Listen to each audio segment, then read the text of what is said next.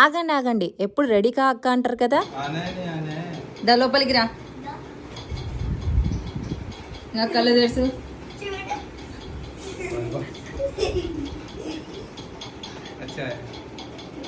ఎట్లా ఉంది రా అమ్మ?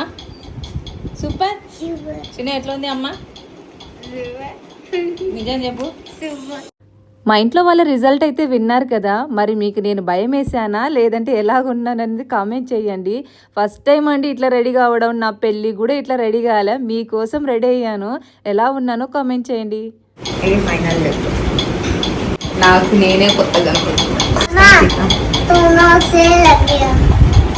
हम दोनों सेम लग रहे ना, इसलिए